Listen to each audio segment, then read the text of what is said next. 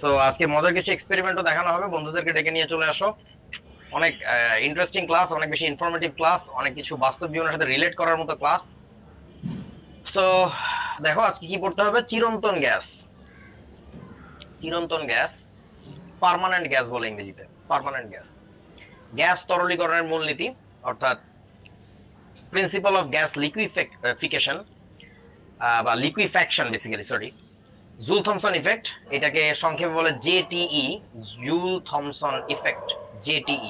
বিজ্ঞানী জুলের idea use করে William Thomson এই কাজটা করছিল। এবং উইলিয়াম থমসন কে জানো? যাকে তোমরা লর্ড কেলভিন বলে ডাকো, তার নামই হচ্ছে মূলত উইলিয়াম থমসন, মূল নাম উইলিয়াম থমসন, আর লর্ড কেলভিন হচ্ছে তার উপাধি আর কি।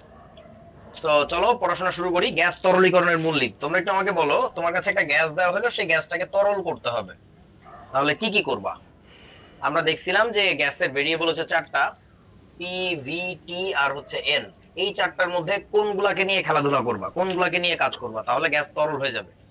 আচ্ছা, জারিফ বলছো টি কমাবো, রাইট। এক নাম্বার কাজ হচ্ছে টি,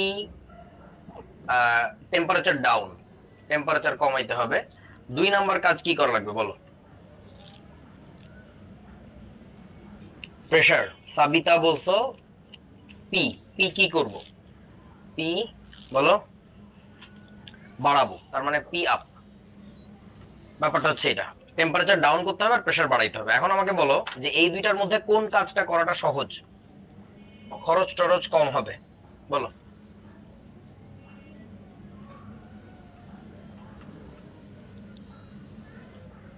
কোনটাতে আমাদের খরচ বেশি আর কোনটাতে আমাদের খরচ কম, বলো?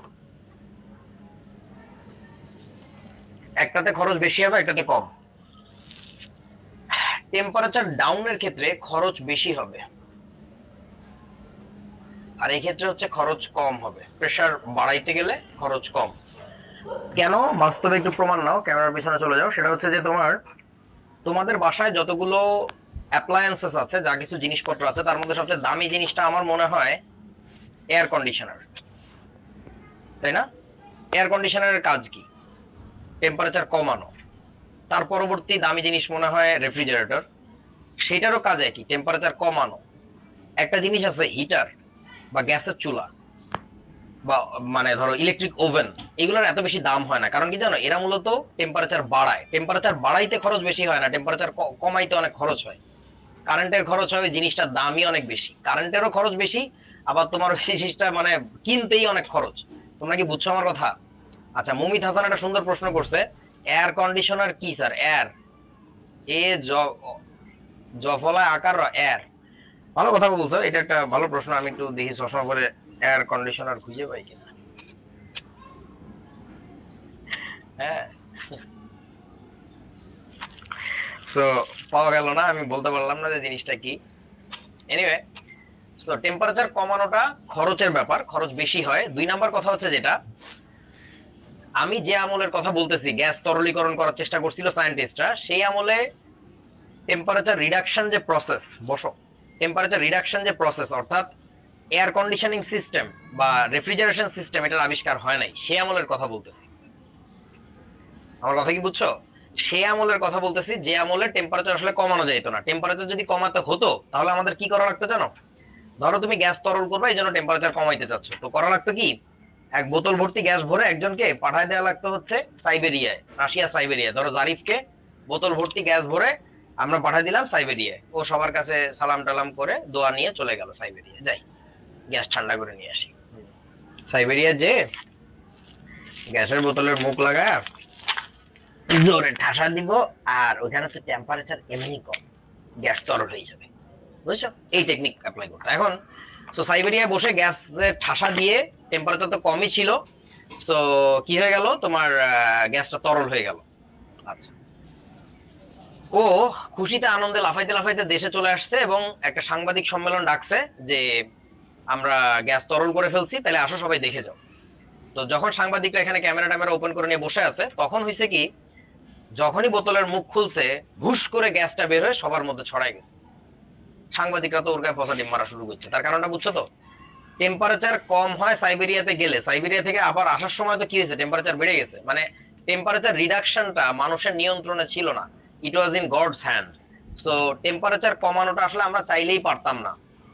রেফ্রিজারেশন সিস্টেম আবিষ্কার যেহেতু হয়েছিল না, তার আগেকার কথা বলতেছি। সো তখন সায়েন্টিস্টরা চেষ্টা করতেছিল শুধুমাত্র এবং কেবলমাত্র প্রেসার নিয়ে খেলা করেই, প্রেসার অ্যাপ্লাই করেই যদি গ্যাসকে ঠান্ডা করে ফেলা যায়, সেই চেষ্টা করতেছিল। তোমরা কি বুঝছো আমার কথা? এবং আমরা আজকে ওই জিনিসটাই দেখব। বুঝছো তো নাকি? আজকে আমরা তাহলে এই প্রসেসটা দেখব যে গ্যাসে প্রেসার দিব, প্রেসার দেওয়ার ফলে গ্যাসটা ঠান্ডা হয়ে যাবে। এবং সেই প্রেসারটা নরমালি দিলে হবে না, দ্যাটস এ স্পেশাল টেকনিক। সেই টেকনিক অ্যাপ্লাই করে আমরা গ্যাসকে ঠান্ডা করা শিখবো, তরল করা শিখবো আর কি। ওকে, এখন তোমাদের একটু ফিজিক্স শিখতে হবে আমার সাথে। তার আগে একটু শুনে নাও যে এই যে কাজটা, এই কাজটা প্রথমে বিজ্ঞানীরা করার চেষ্টা করছে বলতে কি, গ্যাস তরল করার চেষ্টা করছে, কিন্তু এইটা তো নিয়ন্ত্রণে নাই, এটা তো অনিয়ন্ত্রিত টেম্পারেচারটা। তারা শুধুমাত্র কাজ করছে কি জানো, প্রেসার বাড়াইছে, প্রেসার অ্যাপ্লাই করছে। তো প্রেসার অ্যাপ্লাই করে কিছু গ্যাসকে আছে তরল করতে পারছে, আর কিছু গ্যাসকে আছে তরল করতে পারে নাই। যাদেরকে তরল করতে পারে নাই তাদেরকেই বলছে হচ্ছে চিরন্তন গ্যাস। তাহলে চিরন্তন গ্যাসের ডেফিনেশন যদি তোমার কাছে কেউ জানতে চায়, তাহলে তুমি কি বলবা? যেসব গ্যাসকে বলতে যেসব বাস্তব গ্যাসকে, মানে বাস্তবে পাওয়া গ্যাসকে নিয়েই তারা ট্রাই করছে। যেসব বাস্তব গ্যাসকে যথেষ্ট বানানোর ট মনে হয়, যথেষ্ট চাপ প্রয়োগ করলেও তা তরলে পরিণত হয় না,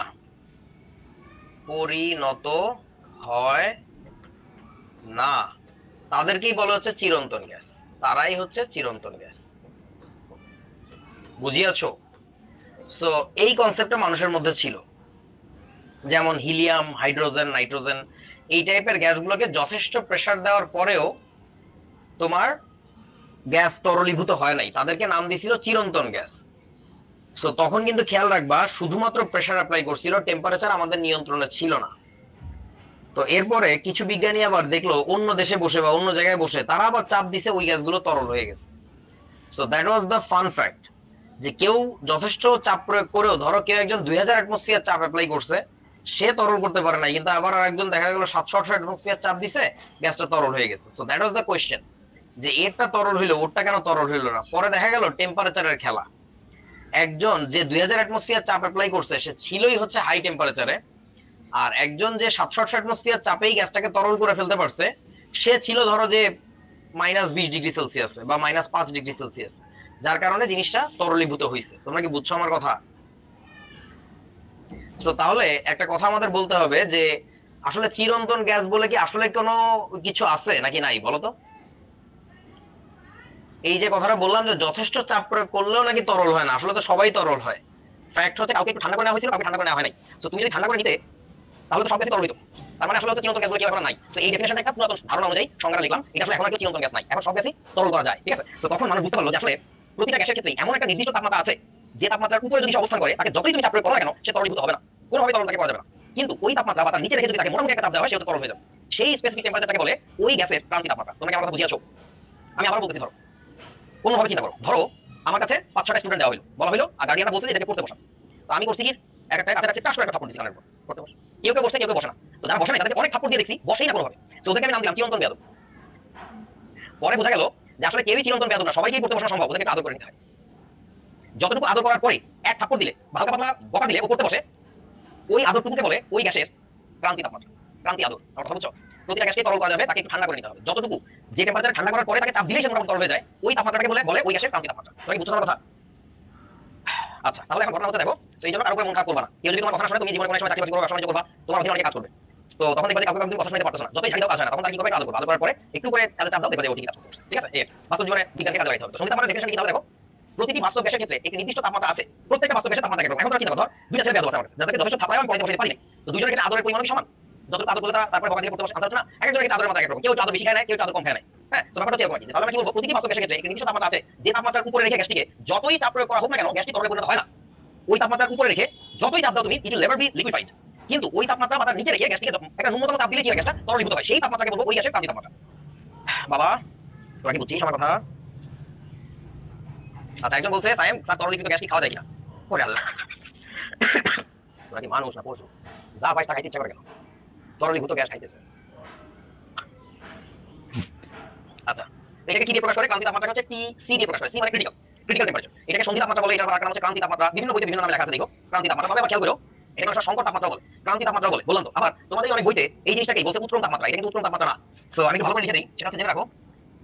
সেটা হলো তোমার সংকট তাপমাত্রা আর ক্রান্তি তাপমাত্রা একই।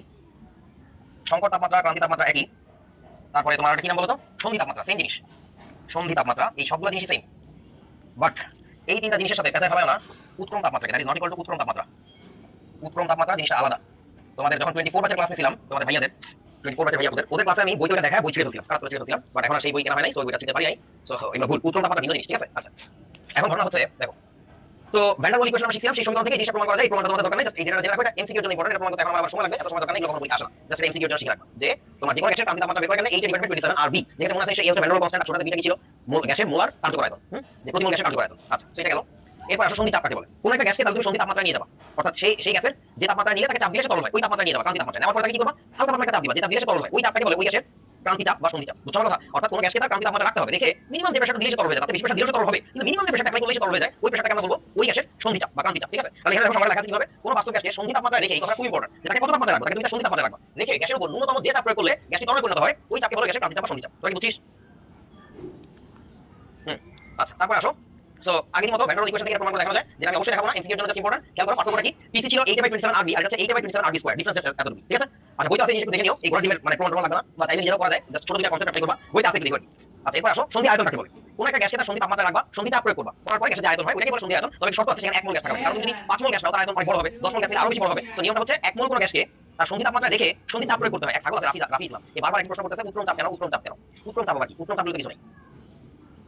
স্যার গ্রাফগুলো পড়াবেন না? তুই কত ক্লাস করছিস বাবা? মুমিত প্রথম ক্লাসে প্রথমেই যেটা আবুল প্রশ্ন করছিস ছাগল নাই। গ্রাফ নিয়ে তো বলছি, আলাদা ক্লাস দিব, পুরো আলাদা ক্লাসই হবে গ্রাফের উপরে। নূর মোহাম্মদ এই ছেলেটাকে বের করে দিত, এর সাদরে নিয়ে কিছুটা লাগছে, এই সাদের সাথে কোনো সম্পর্ক আছে, কোনো কিছু অদ্ভুত একটা ব্যাপার আছে, কি সাদ করতেছে। আচ্ছা, আরেকজন জুবাইর আহমেদ, স্যার ভাইয়া এই ক্লাস শেষ করতে কয়টা ক্লাস লাগে? এই প্রত্যেকটা ধরে ধরে এই ব্লক মাত্র। আচ্ছা, আর পুরো কমেন্ট করে দাও, এর আলোচনা করতে বুঝছি গেছে সবগুলো তার ঠিক আছে। তাহলে আবার বলতেছি, তোমার যে কোনো গ্যাস নিবা 1 মোল গ্যাস, আজকে তোমাদের এক্সপেরিমেন্ট দেখানোর জন্য অনেক মজার মজার কিছু যন্ত্রপাতি নিয়ে আসা হয়েছে। বেশি কাল্টিভার্টি করবা, তুমি দেশে এক্সপেরিমেন্ট দেখাবো না, বুঝছো? দেখা হবে না, কথাটা কম। কমেন্ট অন রাখ দেখি এখন কে কথা ভাই। আমি তো ছাগলগুলো চিনি রাখি। স্যার তুমি দুঃখিত, তুমি যদি থাপ্পড় খাবা তাহলে তুমি দুঃখিত হবা, আসলে দুঃখিত হবা। যাই হোক, সন্ধি আয়তন হয়ে গেছে, সন্ধি আয়তনের সূত্র আছে এখানে দেখো, এই যে ক্রিটিক্যাল ভলিউম 3b, এমসিকিউ এর জন্য ইম্পর্টেন্ট। আচ্ছা, চলো এবার তোমাকে এবার বলছে এ এর মান কেমন হলে গ্যাস তরলীকরণ সহজতর হবে, কেন হবে? এটাও এমসিকিউ এর জন্য ইম্পর্টেন্ট, এটা মুখস্থ করার দরকার নেই, এটা নিজেই বোঝা যায়, খুব ছোট একটা প্রমাণ, একটু নিজেরা বলো আমাকে যে এ এর মান কেমন হইলে গ্যাস তরলীকরণ সহজ হবে, বলো। এ এর মান কম হইলে গ্যাস তরলীকরণ সহজ নাকি বেশি হইলে, বলো। আচ্ছা, তোমাদের কি একটা কথা মনে পড়ে যে এখানে যে রাশিটা ছিল তোমার n square a by v square, এই পুরো রাশিটা কি বলো আমাকে একটু? এই পুরো রাশিটা কি বলো মনে আছে? n square a by v square এই জিনিসটা কি ছিল? চাপ ছিল, আন্তঃনবিক আকর্ষণ বল, শারিয়ান নাফিজ। আচ্ছা, এটা ছিল IMF, intermolecular attraction force, IMF. এখন কথা হচ্ছে একটা গ্যাস তরল হয় কখন? যখন গ্যাসের অণুগুলোকে আমি ধরে চাপ দিয়ে কাছে কাছে নেওয়ার চেষ্টা করছি, তাই না? গ্যাসের যে তরলের কি হয়, অণুগুলোর আন্তঃনবিক দূরত্ব কম হয়, তার মানে আমি গ্যাসের উপরে প্রেসার অ্যাপ্লাই করব, প্রেসার বাড়াবো। প্রেসার যদি বাড়াই তাহলে গ্যাসের অণুগুলো কাছে কাছে আসবে, একসময় এমন হবে কাছে আসছে দূরে যাচ্ছে না, ওটাকে আমরা বলি গ্যাস তরল হয়ে গেছে। সো তাহলে আমি গ্যাসে চাপ দেওয়ার পরে গ্যাসের অণুগুলো যদি বেশি করে কাছে আসে, তাহলে গ্যাস তরলীকরণ সহজ হবে না? আমি চাপ দিচ্ছি ছোট করার জন্য, ও নিজেও ছোট হতে যাচ্ছে, অর্থাৎ গ্যাসের মধ্যবর্তী আন্তঃনবিক আকর্ষণ বল আইএমএফ এর ভ্যালু অনেক বেশি, ওই গ্যাস তাড়াতাড়ি তরল হবে। তাহলে এখন এই আইএমএফ বেশি হওয়ার মানে হচ্ছে n square a by v স্কয়ারটা বেশি। n square a by v square বেশি হয় কখন? যদি a বেশি হয় নাকি কম হয় বলো তো? তার মানে বোঝাচ্ছে n square a by v square বেশি হলে সহজে কি করা যাবে বলো তো? তরলীকরণ করা যাবে, তরলীকরণ করা যাবে। n square a by v square বেশি হলে যদি সহজে তরলীকরণ করা যায়, তাহলে আমি কি বলতে পারি? অতএব a কি বলো তো? বেশি হলে সহজে তরলীকরণ করা যাবে, a বেশি হলে সহজে তরলীকরণ করা যাবে। তোমরা কি আমার কথা বুঝিয়েছো? a এর মানটা বেশি হতে হবে, ছোটটা থেকে কম হলে হবে না, a এর মানটা বেশি হতে হবে, সহজ জিনিস। এটা অবধি কি প্রশ্ন আসে? ছোট্ট একটা প্রমাণ দেখে নাও, জাস্ট সহজ। আচ্ছা, এরপর আসো গ্যাস বনাম বাষ্প কাকে বলে। সহজ কথা বলতে গেলে ব্যাপারটা হচ্ছে এরকম, তোমার যদি আমরা বলি যে গ্যাস আর বাষ্পের ডিফারেন্স কি, এটা হচ্ছে সন্ধি তাপমাত্রার, প্রত্যেকটা গ্যাসের একটা সন্ধি তাপমাত্রা আছে আমরা দেখছি। আচ্ছা, তাহলে সন্ধি তাপমাত্রা কি দিয়ে প্রকাশ করে? টিসি দিয়ে লেখা, টিসি এর টিসি এর কি বলতো? নিচের, টিসি এর নিচের বায়বীয় অবস্থাকে বলা হচ্ছে বাষ্প, বায়বীয় অবস্থা এইটাকে বলা হচ্ছে বাষ্প। তাহলে গ্যাস কাকে বলবো? গ্যাস হচ্ছে তোমার কি জানো? ও সরি, এই যেটাকে কপি করে নিয়ে যাই, এইটা হলো তোমার ক্রিটিক্যাল টেম্পারেচারের উপরের, এটা হচ্ছে নিচের, এটা হচ্ছে উপরের। যেমন ধরো কার্বন ডাই অক্সাইডের ক্রিটিক্যাল টেম্পারেচার কত জানো? 31.1 ডিগ্রি সেলসিয়াস। তাহলে আমরা দেখলাম যে সরি এখানে লিখি CO2 এর PC এটা হচ্ছে 31.1 ডিগ্রি সেলসিয়াস কার্বন ডাই অক্সাইডের ক্রিটিক্যাল টেম্পারেচার 31.1 ডিগ্রি সেলসিয়াস এটা যদি হয় তাহলে আমরা কি বলবো জানো বলো আমাকে তোমার কাছে একদিন গ্যাস আছে 40 degree Celsius 40 degree Celsius carbon dioxide আছে বলো এটা কি গ্যাস না বাষ্প ওটা হচ্ছে গ্যাস শাবাশ তাহলে আমরা যেটা বলবো যে অতএব 32 ডিগ্রি সেলসিয়াস এর কার্বন ডাই অক্সাইড হলো গ্যাস আর এবার আমাদের কি বলা যাবে এই পাশে যদি নিয়ে আসি সেটা আমাদের বলা লাগবে ধরো এখানে আমরা মুছে দিয়ে লিখলাম 30 ডিগ্রি সেলসিয়াস এর কার্বন ডাই অক্সাইড হলো কি বলতো বাষ্প বুঝিয়েছো আচ্ছা পরের কথা আসো সরি পরের কথা আসো আমাকে একটু বলো যে গ্যাসকে মূলত তরলীকরণ করা যায় নাকি যায় না গ্যাসকে চাপ দিলে কি তরল হয় নাকি হয় না বলতো গ্যাসকে চাপ দিলে জীবনে তরল হয় না তাহলে একে তরল করা সরি একে চাপ প্রয়োগে এটা করো তো রায়হান চাপ প্রয়োগে তরল করা যায় না এটাকে চাপ দিলে তরল হবে না বুঝিও ব্যাপারটা আর এই পাশে কি বলবো একে চাপ দিলে তরল করা যাবে এই যে এটাকে চাপ দিলে তরল করা যাবে বুঝতেছো কারণটা হচ্ছে এটা হচ্ছে ক্রিটিক্যাল টেম্পারেচারের নিচের বায়বীয় অবস্থা অর্থাৎ ক্রিটিক্যাল টেম্পারেচার থাকলে তো তাকে চাপ দিলে তরল করা যায় এটা যদি তার নিচে অবস্থা তাহলে আরো সহজে করা যাবে না তার মানে আমরা যত কথা বলি যে গ্যাস তরল করতে আসলে গ্যাস থেকে তরল করে না গ্যাসকে প্রথমত বাষ্পে পরিণত করে তারপরে তাকে তরল করা যায় বুঝতে পারছিস তো আসলে গ্যাস তরলীভূত হয় না তোমরা কি চিন্তা করো আরো কি পার্থক্য আছে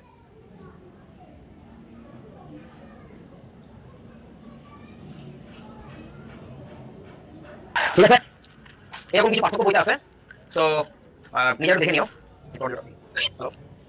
ও ভাই আমি ক্লাসে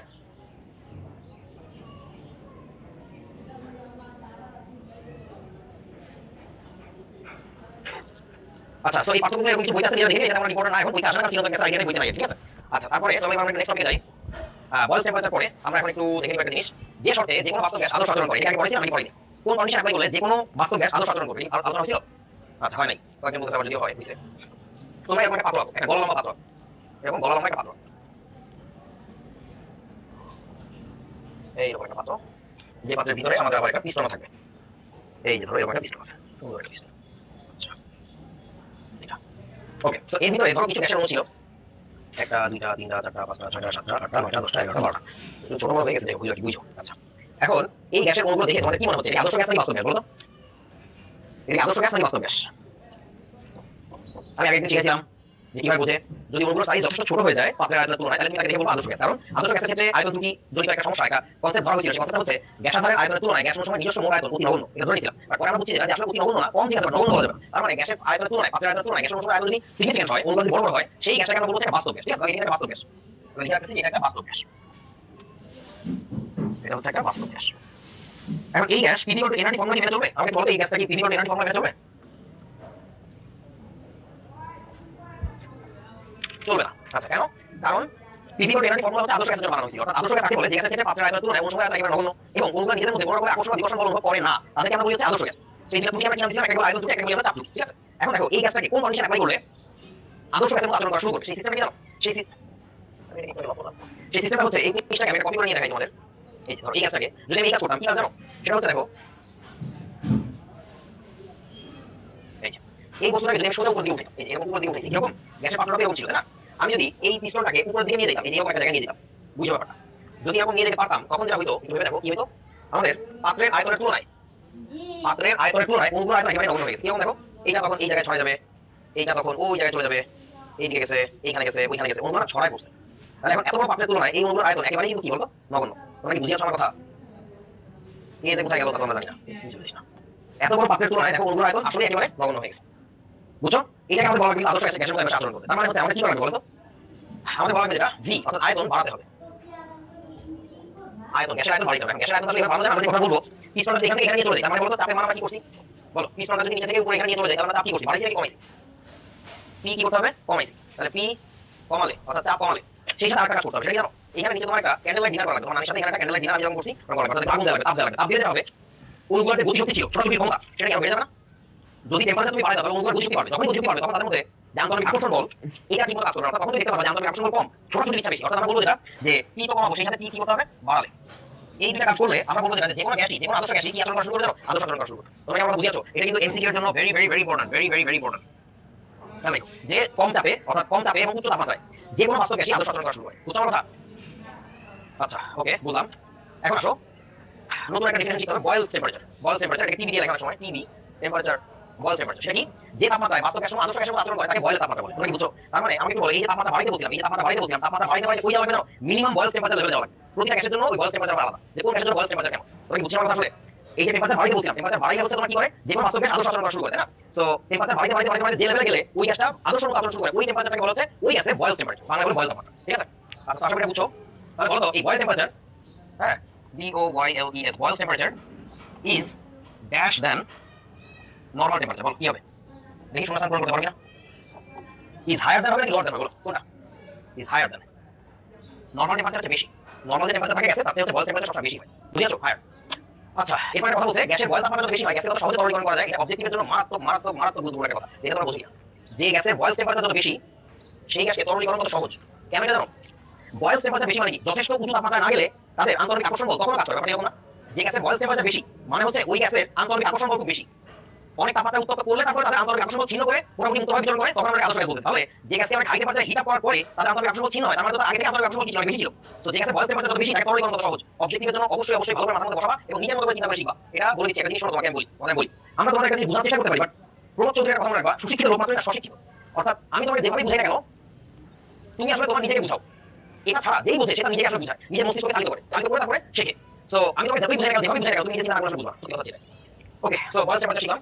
তারপর আসো গ্যাস তরলীকরণের মূলনীতি। এটা আমি তোমাদেরকে বলছি এই আলোচনাগুলোতে সন্ধি তাপমাত্রা কি লাগবে, নিচে না লাগবে। সন্ধি তাপমাত্রা আগে হবে বা এর নিচে যে কোনো তাপমাত্রা নিয়ে আসতে হবে। প্রত্যেক গ্যাসের সন্ধি তাপমাত্রা নিচে তাপমাত্রা এসে গ্যাসের অণুগুলো পরস্পর আন্তরিক আকর্ষণ সীমার মধ্যে চলে আসে, তখনই তাকে তরল করা যায়। পরে আমি বলছি দ্বিতীয় শর্ত, গ্যাসের সন্ধি তাপমাত্রা নিচে রেখে তরল রূপান্তরের জন্য গ্যাসের উপর প্রয়োজনীয় চাপ প্রয়োগ করতে হবে। এই প্রয়োজনীয় চাপটাকে আমরা বলি সন্ধি চাপ। তো সন্ধি চাপ প্রয়োগ করতে পারবো, সন্ধি চাপের বেশি প্রয়োগ করতে হবে। ঠিক আছে? তাহলে এখানে কি লেখা যায়? শর্টে লেখা যায় পিসি বা তার নিচে নিতে হবে, তার নিচে নিতে হবে। আর এখানে কি বলা যাবে? পিসি বা বলো তার কি করতে হবে? তার নিচে নাকি পিসি ক্রিটিক্যাল প্রেসার তার উপরে অ্যাপ্লাই করতে হবে। এই কারণে বললে গ্যাস তরল। ঠিক আছে? যে কোনো গ্যাসকে আমরা তরল করতে পারবো। তো বাস্তব গ্যাসের ক্ষেত্রে কিছু রিয়েল লাইফ এক্সপেরিমেন্ট তোমাদেরকে ডেটা তুলে দেওয়া হয়েছে, গুগল থেকে নাও। এটা বইতে মনে আছে, এই জিনিস দেখে নিয়ে নিজেরা। বিভিন্ন গ্যাসের যেমন যে কার্বন ডাইঅক্সাইড বলছিলাম 31.04 তোমাদের বইতে বলা হয়, আমাদের সময় থেকে পড়ছি আমরা, গুগলে পাওয়া যায় 31 ডিগ্রি সেলসিয়াস। এগুলো সব ডিগ্রি সেলসিয়াস এককে আছে। তোমরা একটু বলতে পারবে এখানে কোন গ্যাসটাকে শুধু সন্ধি তাপমাত্রা চিন্তা করি আমরা, কোন গ্যাসটাকে তরল করা বেশি ঝামেলা বলো তো? এইগুলোর কথা চিন্তা করিও না, এগুলোর কথা চিন্তা করিও না, এইগুলো চিন্তা করো। বলো কোন গ্যাসটাকে আমাদের ঠান্ডা করা বেশি ঝামেলা হবে? বলো হাইড্রোজেন, অক্সিজেন, কাকে? Oxygen, nitrogen, carbon dioxide, ammonia, helium, methane, কোনটা? দেখো যার ক্রিটিক্যাল টেম্পারেচার যত নিচে তাকে ঠান্ডা করা সবচেয়ে কঠিন হবে। তার মানে কাটা -239.95 -118 এই যে হিলিয়াম। তাহলে এর ক্ষেত্রে সবচেয়ে কঠিন হবে, তরলীকরণ সবচেয়ে কঠিন। দেখে রাখবা, এগুলো কিন্তু অবজেক্টিভ প্রশ্নে আসে যে এদের ক্রিটিক্যাল টেম্পারেচার যদি এত হয় তাহলে কাকে তরল করা কঠিন হবে। তাহলে হিলিয়ামকে তরল করা সবচেয়ে কঠিন হবে টেম্পারেচার সেন্স বলে। আচ্ছা, এরপর আসো সবচেয়ে সহজ হবে কাকে তরল করা বলো তো? সবচেয়ে সহজ হবে কাকে তরল করা? অনেক হাই টেম্পারেচার থাকলে কাকে তরল করা যাবে? সেটা হচ্ছে অ্যামোনিয়া। এটা হচ্ছে সবচেয়ে সহজে তরলীভূত হবে। ঠিক আছে? অনেক হাই টেম্পারেচার আছে 125 ডিগ্রি সেলসিয়াস করে পারো মেলা, তারপরে তাকে প্রেসার দিয়ে তরল হবে। আচ্ছা, এরপর আসো প্রেসারের কথা কি চিন্তা করি। প্রেসারের কথা চিন্তা করে দেখো, বলো কাকে তরলীকরণ সহজ হবে? কাকে তরলীকরণ সহজ হবে? কার্বন ডাইঅক্সাইড কি হবে? আমার ভুল হয়েছে, কার্বন ডাইঅক্সাইড উদাহরণটা আমি বুঝিলাম। বলো কার্বন ডাইঅক্সাইড কি হবে? তো না কি হবে এটা? আচ্ছা, প্রেসার যার ক্ষেত্রে কম দিলে আমার তরল হয়ে যাবে তার ক্ষেত্রে তরলীকরণ খুব সহজ। হাইড্রোজেন 188 কিলো পাস্কেল চাপ লাগে। আচ্ছা, বুঝে গেছি। এই যে প্রেসার সেন্স চিন্তা করলে এটা সবচেয়ে সহজ হবে। সবচেয়ে কঠিন হবে কার ক্ষেত্রে? 4600 মিটার কঠিন। তোমরা বুঝছো? আমি এটাই বলছিলাম, ডেটা দিয়ে তারপর তোমরা বলবে ক্রিটিক্যাল টেম্পারেচার দিও। টেম্পারেচার সেন্সে সবচেয়ে কঠিন হবে হচ্ছে হিলিয়ামকে, আর অ্যামোনিয়া সবচেয়ে সহজ। আর প্রেসার সেন্সে সবচেয়ে সহজ হবে হাইড্রোজেনকে, আর মিথেনকে হবে হচ্ছে সবচেয়ে কঠিন অবস্থায়। মানে ব্যাপারটা হচ্ছে তোর কাছে একটা নষ্ট রেফ্রিজারেটর আছে আর একটা ভালো প্রেসারের মেশিন আছে, মানে প্রেসার অ্যাপ্লাই করার মেশিন ঠিক আছে, আর টেম্পারেচার রিঅ্যাকশনের যে মেশিন রেফ্রিজারেটর সেটা নষ্ট, তাহলে ভালো কাজ করে না। তাহলে তুমি কোন গ্যাসকে তরল করতে যাবো? বলতে আমার প্রেসার মেশিন কোনো প্রবলেম নাই, তাহলে আমি মিথেন করে দিতেছি। বুঝলে ব্যাপারটা? আমি প্রেসার দিয়ে একদম ফাইটা মারি দেব। আর তোমার যদি রেফ্রিজারেটর ঠিক থাকে, প্রেসারটা মেশিন নষ্ট থাকে, তাহলে তুমি তাকে দিবি যে মিথেন কেন দিস না, প্রেসার দিতে পারবে না। ঠিক আছে? এরপরে আইডিয়াতে আসো। পরে কি আছে এখানে দেখি। সন্ধি আয়তন আমাদের তেমন কোনো ইস্যু না, সন্ধি আয়তন ব্যাপার না। বয়েলের তাপমাত্রা ব্যাপার না। এটা থেকে একটা জিনিস বলা যায়, বয়েল টেম্পারেচার যার যত বেশি বলে তাকে তরলীকরণ কত সহজ নাকি কঠিন? বলো বয়েল টেম্পারেচার যার যত বেশি তাকে তরলীকরণ কি সহজ নাকি কঠিন? সহজ। তাহলে বয়েল টেম্পারেচার হচ্ছে সবচেয়ে বেশি কার? এই যে পেয়ে গেছি, এটাই হচ্ছে সবচেয়ে সহজে করা যাবে। আর কঠিন হবে কার ক্ষেত্রে? -250, এটা হচ্ছে সবচেয়ে কঠিন হবে। বুঝেছো? তার মানে হচ্ছে খেয়াল করো, সব দিক চিন্তা করলে সবচেয়ে কঠিন হয় কাকে তরলীকরণ করা? বলো সবগুলো আইডিয়া চিন্তা করলে বলো তো। হিলিয়াম হচ্ছে সব দিক দিয়ে কঠিন, আর অ্যামোনিয়া হচ্ছে সব দিক দিয়ে সহজ। বুঝিয়েছো? একটু চিন্তা করলেই হয়ে যায়। ঠিক আছে? আরেকবার বুঝতে পারবে পাগল। এইবার আসো সেই প্রয়োগগুলি জিনিস আমরা শিখবো। জুল থমসন প্রভাব। আচ্ছা, জুল থমসন প্রভাব জিনিসটা কি? বিজ্ঞানী জুলের কনসেপ্ট অ্যাপ্লাই করে কাজ করতেছিল কে? বিজ্ঞানী থমসন, যার পুরো নাম হচ্ছে উইলিয়াম থমসন, যার উপাধি ছিল লর্ড কেলভিন 4। আর তার বাবা হইতেছে লর্ড কেলভিন 3, এটা হচ্ছে লর্ড কেলভিন 4। সো জুলের যে আইডিয়াটা ছিল সেটা অ্যাপ্লাই করে যখন থমসন কাজ করছে তখন সেটা বুঝতে পারছে। বুঝতে শেখার আগে তোমাদের প্রথমে জিনিস শেখা লাগবে, একটু ফিজিক্স শেখা লাগবে। কি ফিজিক্স শেখা লাগবে? দেখো, প্রথম কথা তোমরা যেটা শিখবা সেটার নাম হচ্ছে সমষ্ণ প্রক্রিয়া। সমষ্ণ প্রক্রিয়া, একটু ফিজিক্স শেখা লাগবে। এটাকে ইংরেজিতে বলা হচ্ছে আইসোথার্মাল প্রসেস।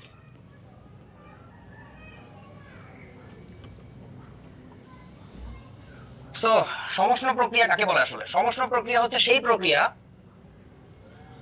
যেখানে টেম্পারেচার কি থাকে জানো? কনস্ট্যান্ট থাকে। যদি টেম্পারেচার কনস্ট্যান্ট থাকে ওইটাকে আমরা বলি আইসোথার্মাল প্রসেস। এটা কি তোমরা ফিজিক্সে এখনো পড়ছো নাকি পড়ো নাই? আচ্ছা, পড়ো নাই, ওকে। এবং এখানে টেম্পারেচার কনস্ট্যান্ট থাকবে, তবে total amount of heat, heat মানে বুঝো তো তাপ শক্তি, তবে total amount of heat change হবে বা হতে পারে আর কি। এটার একটা ভালো উদাহরণ হচ্ছে কি জানো? এটা একটা ভালো উদাহরণ হচ্ছে আমাদের বাসায় যে তোমার এয়ার কন্ডিশনার আছে না, এসি, এটা একটা পারফেক্ট এক্সাম্পল। পারফেক্ট বলে আসলে কিছু নাই, এটা ভালো এক্সাম্পল, সহজ। ধরো আমাদের যে এসিটা থাকে রুমে, সেটাতে তুমি একটা টেম্পারেচার সেট করে দাও না, যে 24 বা 25 ডিগ্রি সেলসিয়াস টার্গেট দিয়ে দাও। সো এখন বলো, রুমের ভিতরে কোনো হিট সোর্স কি আছে? কেউ কি হিট প্রডিউস করতেছে? বলো তো। হ্যাঁ, কে হিট প্রডিউস করতেছে রুমের মধ্যে? মানে হিট সোর্স কে? বলো। এসি নিজে? ইন্নালিল্লাহ।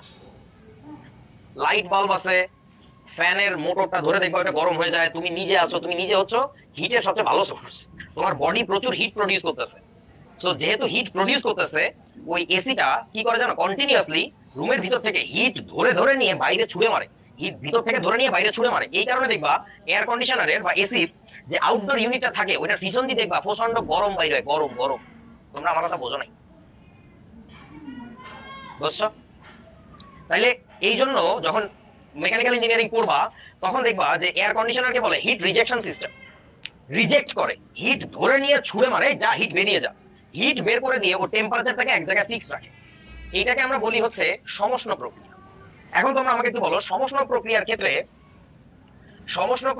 আমাকে একটু বলো, পাত্রের দেয়াল কি হবে? তাপ সুবেদী হবে নাকি তাপ কুপরিবাহী হবে? মানে তাপ সুপরিবাহী হবে নাকি তাপ কুপরিবাহী হবে? বলো তো, বলো কি হবে? সুপরিবাহী নাকি কুপরিবাহী, কোনটা? এইটা হওয়া উচিত সুপরিবাহী। এবং সেই সাথে আরো একটা কথা জেনে রাখবা, এবং প্রক্রিয়ার গতি হবে ধীর। মানে বলতে চাচ্ছি কি, দেখো, দেওয়াল কেন সুপরিবাহী হবে? যে পাত্রের মধ্যে তুমি কাণ্ড ঘটাচ্ছ, সেই পাত্রের দেওয়াল যদি এমন হয় যে হিট ট্রান্সফার করতে দিচ্ছে না, ভিতরের হিট বাইরে যেতে দেয় না, বাইরের হিট ভিতরে আসতে দেয় না, তাহলে কি হবে জানো? হিট ট্র্যাপিং হবে, ভিতরে হিট জমে যাবে, অর্থাৎ গরম হয়ে যাবে, অথবা কি, বুঝছো আমার কথা তোরা? আচ্ছা, এই ক্ষেত্রে একটা ভালো প্রশ্ন করছে মোহাম্মদ আরিয়ান সানবিম দ্বীপ, যে এসি রুমে তাহলে কেন আমরা হিট ইনসুলেশন অ্যাপ্লাই করি? আসলে এসির ক্ষেত্রে যেটা হয়, এসির যে ভেন্টস থাকে বা এসির যে ফিনস থাকে বডির গায়ে, ওইটাই মূলত হিটটাকে টেক আউট করে, ওই এক জায়গা থেকে শুধুমাত্র হিটটাকে রিজেক্ট করে। দ্যাটস ওয়াই পুরো রুমটা সিলড থাকে, কিন্তু ওই জায়গা থেকে কিন্তু হিট ট্রান্সফার ঠিকই হচ্ছে, বুঝছস? আচ্ছা, আরো ভালো বুঝবি যদি এটার সাথে কম্পেয়ার করে আমি রুদ্ধতাপীয় প্রক্রিয়ার কথা বলি, তাহলে আরো ইজিলি বোঝা যাবে। আর একটা জিনিস শুনে রাখো, শুধুমাত্র এই প্রক্রিয়ার ক্ষেত্রে গতি ধীর হবে বলতে কি বুঝাইছি, ফিজিক্সে তোমরা অনেক ডিটেইল শিখবা, এখন জাস্ট কেমিস্ট্রিতে একটা আইডিয়া দিচ্ছি তোমাদের। ধরো একটা তুমি চিন্তা করো, যে কি বলো এটাকে, একটা ইঞ্জিনের পিস্টন। আচ্ছা দেখি একটু ইয়াটা দাও, এই যে কি হ্যান্ড স্যানিটাইজারটা ছুঁড়ে মারো, জাস্ট ওকে। এই যে আমার হাতে একটা হ্যান্ড স্যানিটাইজার আছে, কন্ট্রোল মাইনাস। এটার ক্ষেত্রে আমি টিস্যু বক্স আছে,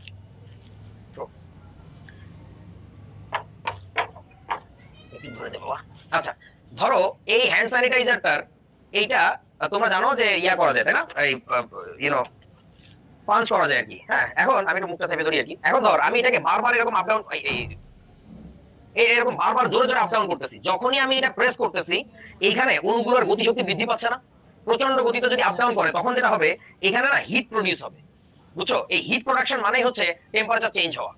সো তোমার এই গতি হইতে হবে ধীর। যদি তুমি খুব আস্তে আস্তে নামাইতা, আস্তে আস্তে উঠাইতা, এখানে আসলে হিট এত বেশি প্রডিউস হওয়ার সুযোগই পাইতো না। সো টেম্পারেচার আগে যেখানে ছিল এখন ওইখানেই থাকবে। এটা বেশি বোঝার দরকার নেই, একটু পরে আরো ভালো করে বুঝবো আর কি। অন্য আইডিয়া যাই, সেই অন্য একটা তাপগতীয় আইডিয়া হচ্ছে আমাদের রুদ্ধতাপীয় প্রক্রিয়া।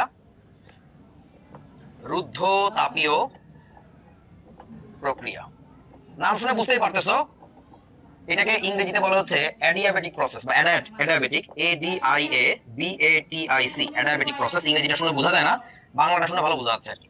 রুদ্ধতাপীয় মানে তাপকে রুদ্ধ করে দিছি। তোর যা ইচ্ছা কর তাপ আমি লগ রাখবো, ঠিক আছে? তার মানে এখানে কি হবে জানো, যেখানে এই যে ফিজিক্সের আমি একটু ভুল বলছি কিনা একটু বলে দিয়েছিস। আচ্ছা, যেখানে কি হবে, এইখান থেকে কপি পেস্ট করে নিয়ে আসি, যেখানে টোটাল কি চলে গেছে, যেখানে টোটাল অ্যামাউন্ট অফ হিট, এইটুকুনে কপি করে নিয়ে আসতে হবে আমার, যেখানে টোটাল অ্যামাউন্ট অফ হিট কি হবে, চেঞ্জ হবে না, এটা হবে হচ্ছে কনস্ট্যান্ট। এই এইটুকু একটু ডিলিট করি, এটা হচ্ছে কনস্ট্যান্ট থাকবে, কনস্ট্যান্ট থাকবে, এইখানে total amount of hit constant থাকবে, ঠিক আছে? তাহলে এবার কি হবে বলো তো, এইবার আমাদের টেম্পারেচার কি হবে কও, টেম্পারেচার কি বাড়বে নাকি কমবে কও? কি চেঞ্জ হয়ে যেতে পারে, টেম্পারেচার চেঞ্জ হতে পারে, মানে এটা হওয়ার সুযোগ দিব, কিন্তু টোটাল অ্যামাউন্ট অফ হিট তোমার ফিক্স থাকবে, ঠিক আছে? আচ্ছা, এবার এইটা আসলে ভালো কোনো উদাহরণ নাই, কারণ কি জানো, তোমার হিট তুমি যতই লক করার চেষ্টা করো, হিট আসলে ফুটাতে ফাটাতে চিপাতে চাপাতে যাবেই মাস্ট, কিন্তু হ্যাঁ ও হটপটের উদাহরণ বলছে, হ্যাঁ ওই হটপটে এই যে নোমান খুব সুন্দর একটা উদাহরণ বলছে, বলো। হটপট চায়ের ফ্লাক্স, হ্যাঁ চায়ের ফ্লাস্কে চেষ্টা করা হয় যে চাটা যেন এখনো সারা জীবন গরমই থাকে।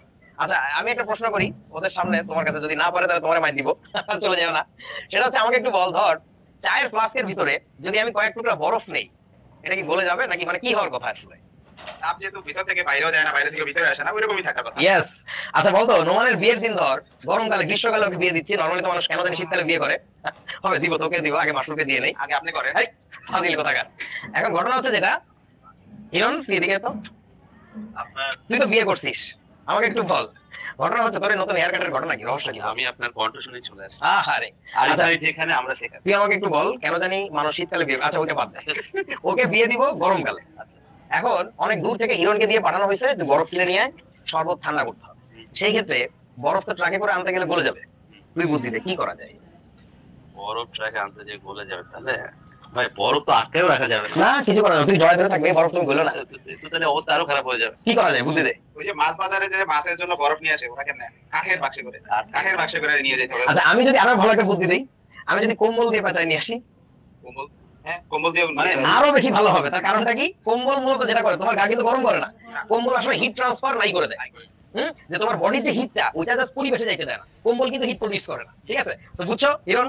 না, মূল কথা হচ্ছে যে কোনো না কোনো ভাবে ও যেন বায়ুর সাথে ট্রান্সমিট, আরে বাবা দেখছো, তখন বায়ুর সাথে ট্রান্সমিটেড হয়ে গেলে মানে কথা হচ্ছে বায়ুকে ওর মধ্যে ঢুকতে দেওয়া যাবে না। এক্স্যাক্টলি, এবং যদি ঢোকেও ওরে বাইরে আসতে দেওয়া যাবে না। এইজন্য কি শীতকালে বিয়ে করে কম্বল? আমার মনে হয় আর কি। আর শীতকালে বিয়ে করলে একটা লাভ আছে, এই যে শ্বশুর বাড়ি থেকে যে গিফট পায়, খেতা কম্বল পায়, গরমকালে করলে তো কম জামা কাপড় দিবে আর কি। হ্যাঁ যৌতুক যৌতুক। আমরা ভাই প্লাস মজা হয়েছে থ্যাংক ইউ, ঠিক আছে টাটা।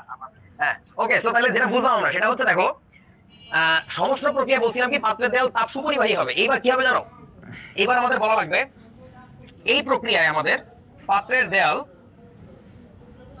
দেয়াল তাপ কুপরিবাহী হইতে হবে, কুপরিবাহী, অর্থাৎ তাপ পরিবহন করা যাবে না। তাপ পরিবহন করলে তো তুমি আমার ভিতরে হিট বাইরে দিয়ে গেলা, বাইরের হিট ভিতরে ঢুকাই ফেললা, আমার কথা কি বুঝছস? আচ্ছা এখন লাস্ট কথা বলি, এই ক্ষেত্রে প্রসেসগুলো নরমালি দ্রুত হয়, নরমালি এই ক্ষেত্রে দ্রুত হইলেও কোনো সমস্যা নাই, কারণ হচ্ছে তুমি যাই করো না কেন ভিতরে ট্র্যাপ থাকতেছে, আমি কোনো কিছু বাইরে বেরোতে দিব না, ভিতরে ঢুকতে দিব না, তাপটা রুদ্ধ অবস্থায় থাকবে, ঠিক আছে? হিট ট্রান্সফারের সুযোগ পাবে না আর কি। আচ্ছা চলো তাহলে এখন আমরা জুল-থমসন ইফেক্ট করতে পারবো, বেসিক আইডিয়া হয়ে গেছে ফিজিক্সের। সেটা হচ্ছে এইখানে দেখাই, ধরো তুমি প্রথমে ছোট একটা পাত্র নাও বা কোনো একটা পাত্র নাও, তোমার উদ্দেশ্যটা ভুলে যেও না, তোমার উদ্দেশ্য কিন্তু গ্যাসকে তরল করা। জুল-থমসন ইফেক্টে তোমার উদ্দেশ্য হচ্ছে গ্যাসকে তরল করা উইদাউট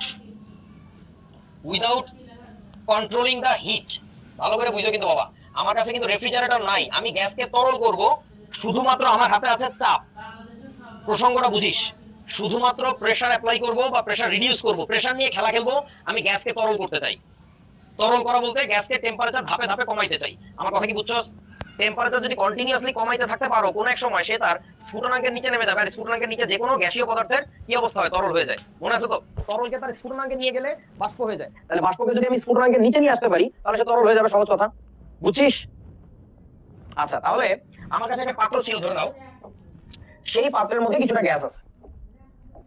আচ্ছা সো সেই গ্যাসটাকে ধরো এইখানে আমাদের পিস্টন ছিল, এই যে এই গ্যাসটাকে যে কাজ করা লাগবে, পিস্টনটাকে নিচে নামাও, চাপাও, প্রথম কাজ যেটা করবা, চাপাবা, গ্যাসটাকে চাপায় নিয়ে আসবা, পিস্টন নিচে নামাইতে নামাইতে নামাইতে যত পারা যায়, ধরো পিস্টন নিচে নামায় কার্ডের মতো চিন্তা করে এই পাশে আবার চাপায় নিয়েছে, মানে একেবারে কোন ঠাসা করে ফেলবা গ্যাসকে, বুঝছো? সবাই বুঝছো তো? গ্যাসটাকে প্রথমে আইডিয়াটা হচ্ছে এরকম, প্রথমে চাপাও, চাপাও, চাপায় ছোট করে নিয়ে আসো। তো কল্পনা করো আমি গ্যাসটাকে চাপায় ছোট করে এখানে নিয়ে আসছি আর কি, এরকম ছোট করে ফেলছি। পিস্টনটাকে কল্পনা করো এরকম পিস্টন বেকায় নিয়ে চলে আসছে এক পাশে, চাপায় ছোট করে ফেলছি, ঠিক আছে? কাজ একটু করে নেই, এই জিনিসটাকে একটু বড় করি, ভালো হবে, এখানে থাকো। ওকে, এখন তোমরা আমাকে একটু বুঝে শুনে বলো, তুমি যে গ্যাসটাকে সংকুচিত করেছো, সংকুচিত করবা কি পদ্ধতিতে? সমষ্ণ প্রক্রিয়ায় নাকি তোমার রুদ্ধতাপীয় প্রক্রিয়া? বলো।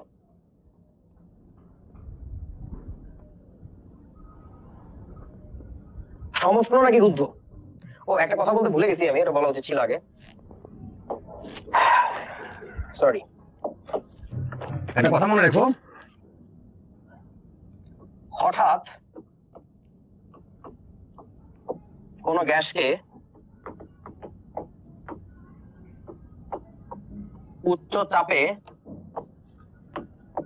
সংকুচিত করা হলে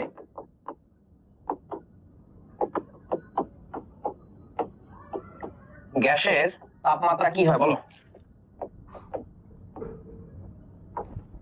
গ্যাসের তাপমাত্রা কি হবে? বাড়বে নাকি কমবে? বলেন তো, কি মনে হয়? গ্যাসের তাপমাত্রা বাড়বে। এবং বলো তো এটা কোন প্রক্রিয়া অবলম্বন করছি? রুদ্ধতাপীয় নাকি সমষ্ণ? হঠাৎ করে একটা গ্যাসকে চাপ দিছি, হঠাৎ করে চাপ দিছি, গুড, এটা হচ্ছে রুদ্ধতাপীয় প্রক্রিয়া অ্যাপ্লাই করছি। কেমনে বুঝলা? কেমনে বুঝছো এটা রুদ্ধতাপীয় হয়েছে?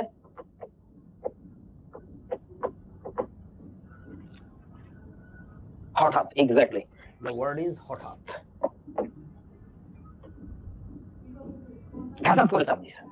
তোমরা আরেকভাবে একটু চিন্তা করো, সেটা হচ্ছে তাপ জিনিসটা কি জানো? এইভাবে একটু ভাবো, তাপ জিনিসটা হচ্ছে, সরি, তাপমাত্রা হচ্ছে তাপের ঘনত্ব। এইভাবে একটু চিন্তা করো, যদি এটা আমার পুরাতন আইডিয়া, একটা বস্তুর মধ্যে ধর একটা ছোট বস্তু, একটা ছোট বস্তু আর একটা বড় বস্তু, ধর এটা, এই দুইটার নিচেই আমি না একই পরিমাণে হিট দিলাম, এটা নিচে একটা মোমবাতি জ্বালায় ধরছি আর এটা নিচে একটা মোমবাতি জ্বালায় ধরছি। আমাকে একটু বলো তো কোনটা বেশি গরম লাগবে? হাত দিয়ে ধরলে কোনটা বেশি গরম ফিল হবে, মানে কোনটা টেম্পারেচার বাড়বে?